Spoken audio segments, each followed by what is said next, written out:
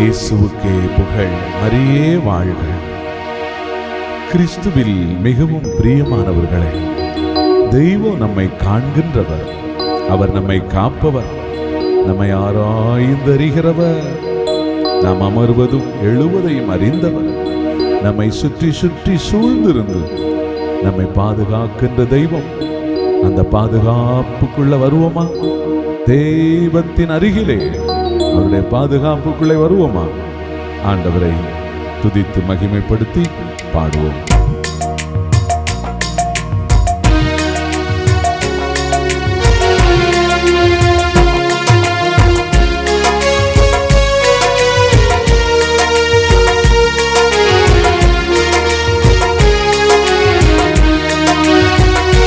என்னை காண்பவரே, என்னை காப்பவரே, என்னை காண்பவரே, என்னை காப்பவரே, ஆராய்ந்து அறிந்திருக்கின்றீர், சுற்றி சுற்றி சூழ்ந்திருக்கின்றீர், ஆராய்ந்து அறிந்திருக்கின்றீர், சுற்றி சுற்றி சூழ்ந்திருக்கின்றீர். நான் அமர்வதும் நான் எழுவதும், நான் அமர்வதும் நான் எழுவதும் நன்றாய் நீர் அறிந்திருக்கின்றீர், நன்றாய் நீர் அறிந்திருக்கின்றீர். என்னை காண்பவரே, தீனம் காப்பவரே,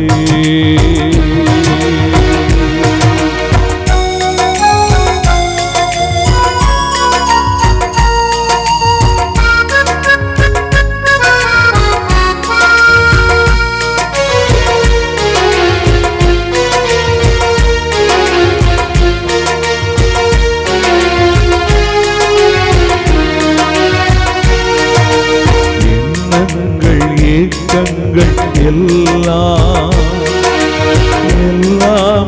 அறிந்திருக்கின்றீர், எண்ணங்கள் ஏக்கங்கள் எல்லாமே அறிந்திருக்கின்றீர். நடந்தாலும் படுத்தாலும் அப்பா நீர் அறிந்திருக்கின்றீர், நடந்தாலும் படுத்தாலும் அப்பா நீர் அறிந்திருக்கின்றீர். நன்றி ராஜா இயேசு ராஜா, நன்றி ராஜா இயேசு ராஜா, என்னை காண்பவரே, தீனம் காப்பவரே.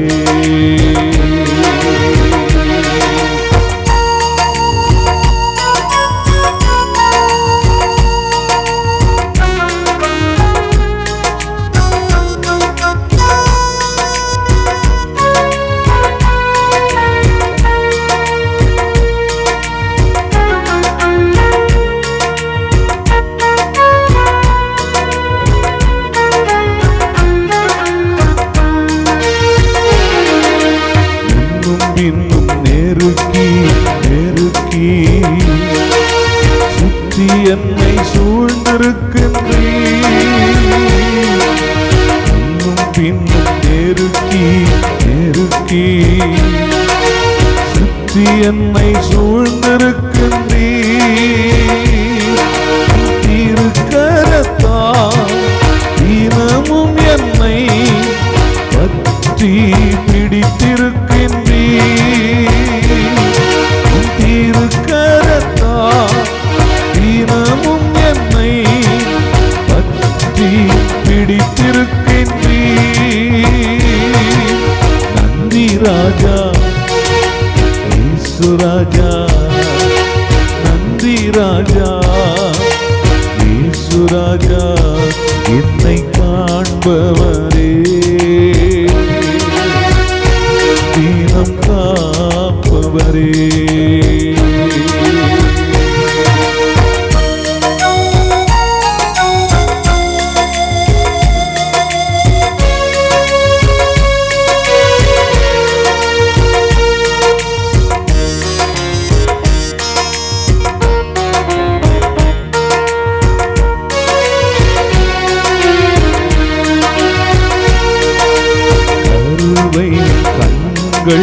கண்டன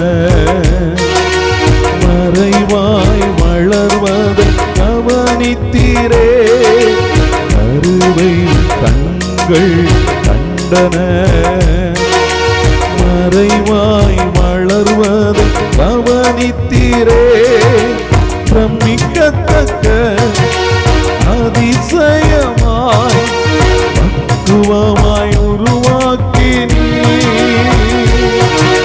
பிரமிக்கத்தக்க அதிசயமாய் பக்குவமாய் உருவாக்கினீ.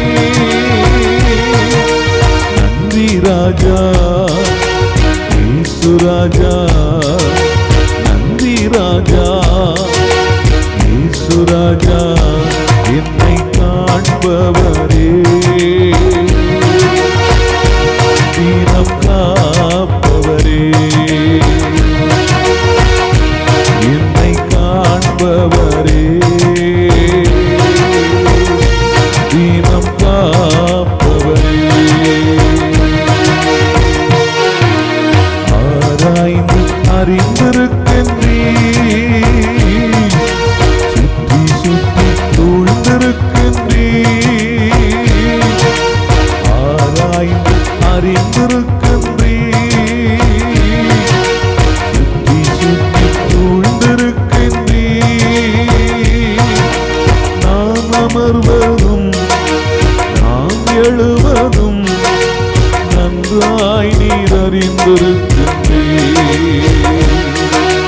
நாம் அமர்வதும் நாம் எழுவதும் நன்றாய் நீர் அறிந்திருக்கின்றீர்.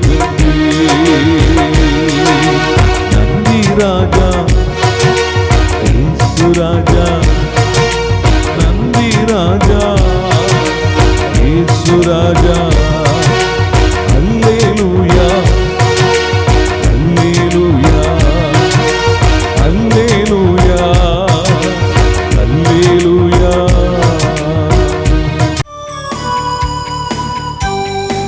இறை இயேசுவில் அன்பிற்குரிய சகோதர சகோதரிகளே, இந்த நாளில் உங்களை சந்திப்பதிலே பெருமகிழ்ச்சி கொள்கிறேன். ஆண்டவர் இயேசு உங்களை ஆசீர்வதிப்பாராக. அன்புள்ள இறைமக்களே, இந்த நாளில் ஆண்டவர் நமக்கு கொடுக்கும் செய்தி என்னவென்று பார்ப்போமா? லூக்கா நற்செய்தியிலே 6வது அதிகாரம் 36 முதல் 38 முடிய இறை வசனங்கள்.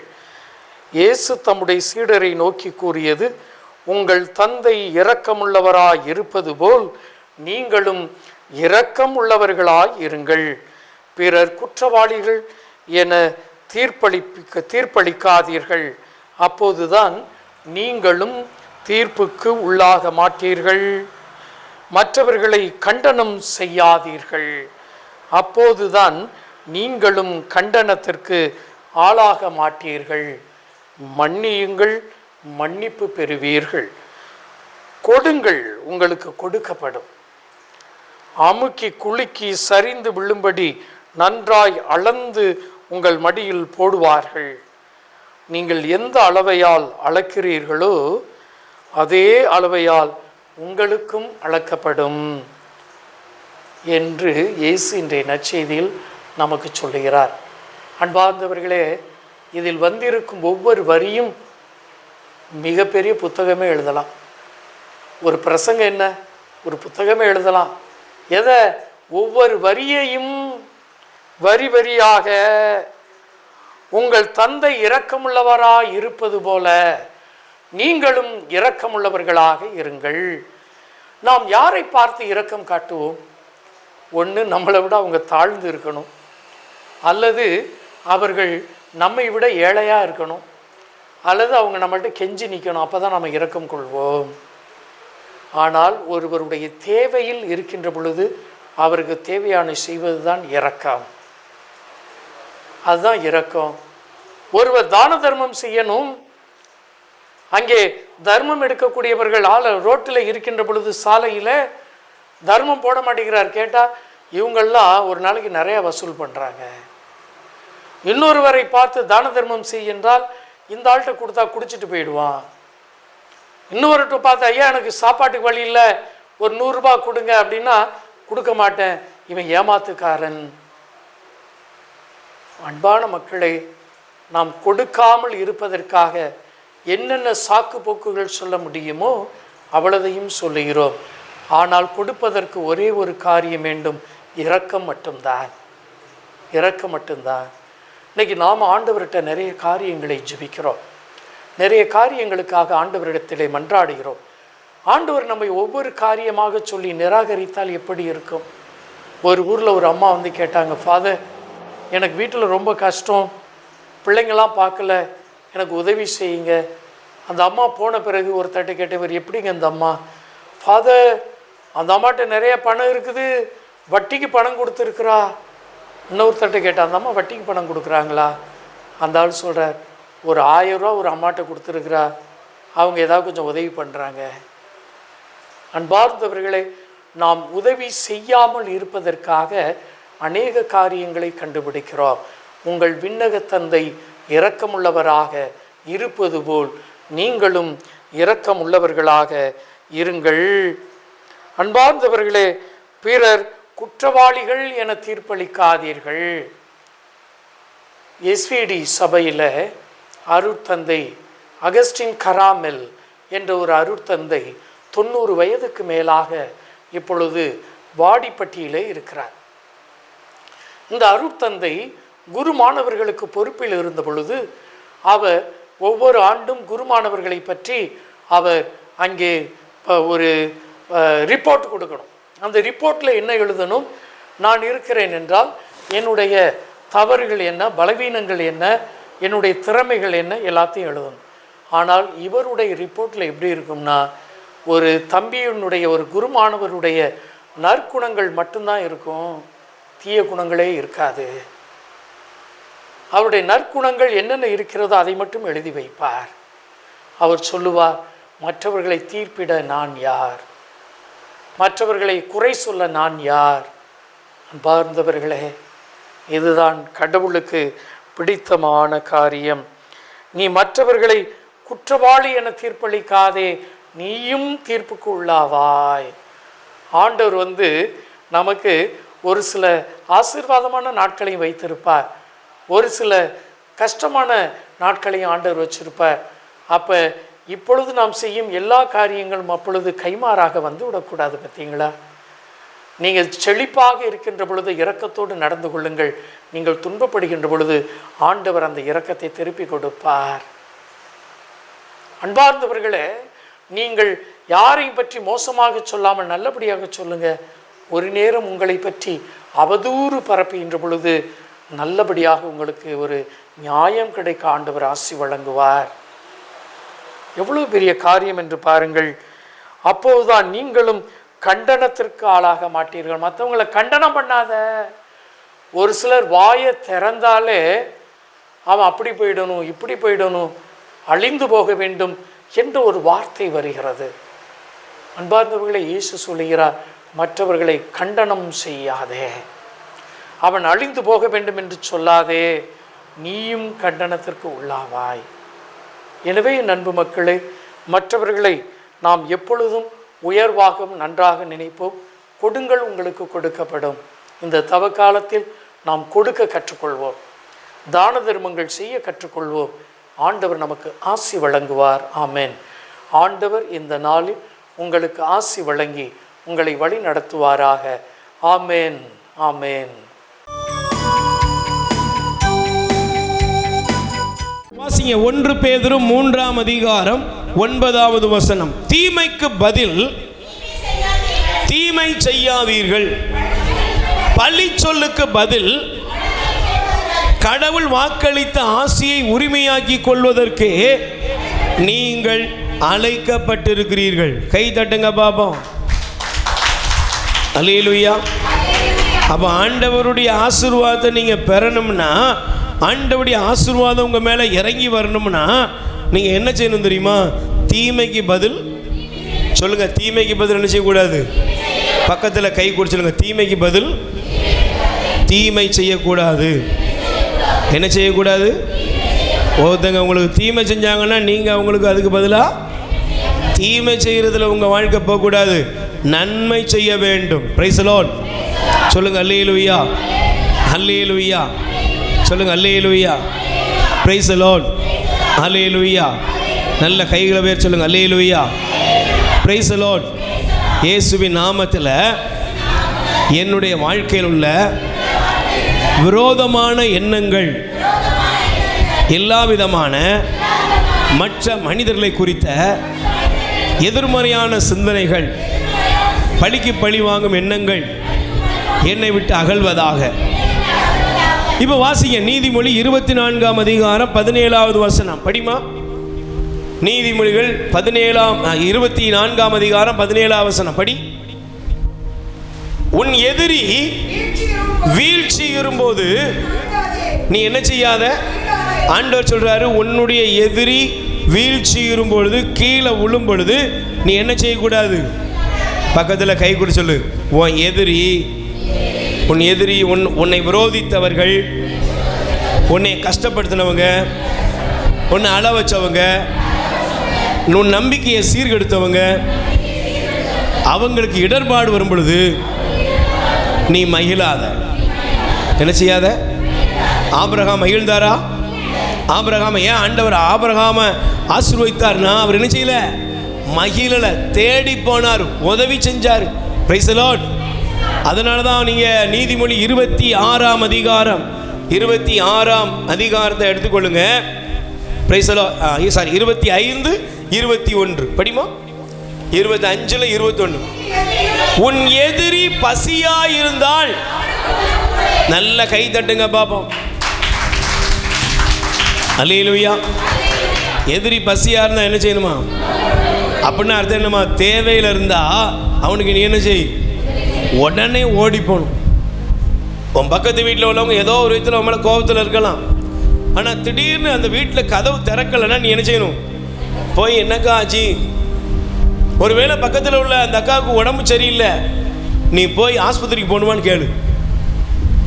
அப்போ நீ கேட்குற பார்த்தியா, அது அவளுடைய மனமாற்றத்துக்கு காலம். கடவுள் ஒன்று ஆசீர்வதிக்கிற காலம். கைத்தட்டு. Praise the Lord. அல்லேலூயா.